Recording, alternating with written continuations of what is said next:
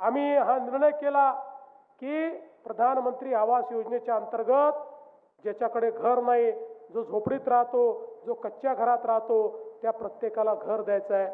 नंतर लक्षात आलं घरं तर आपण देतोय पण ते घेणारेच नाही आहेत, कारण त्याकरता अट आहे स्वतःच्या नावानी जमीन पाहिजे किंवा लीजवरची जमीन पाहिजे। पण लोकांनी अतिक्रमण केलंय, त्यांच्याकडे मालकीच नाही, त्यांना देता येत नाही आणि म्हणूनच आपण आता GR काढला आणि आता आपला GR असा आहे जे जे लोक अतिक्रमण करून बसलेले आहेत त्या प्रत्येकाला त्यांच्या जमिनीचा मालकी हक्काचा पट्टा हा आपण देणार आहोत। आणि केवळ पट्टा देऊन थांबणार नाही, तर त्यासोबत जो कच्च्या घरात राहतो किंवा बेघर आहे त्याला 2.5 लाख रुपये प्रधानमंत्री आवास योजनेतनं पक्क घर बांधण्याकरता देखील आपल्या नगरपालिकेच्या माध्यमातून त्या ठिकाणी आपण देणार आहोत।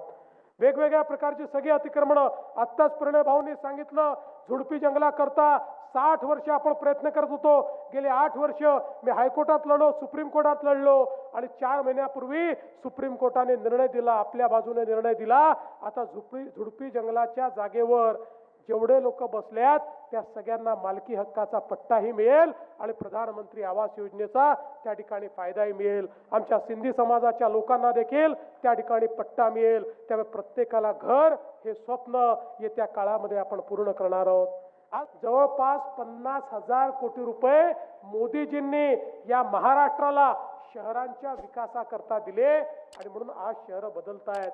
मोदीजींनी सांगितलं प्रत्येक शहरामध्ये लोकांना पक्क घर असलं पाहिजे।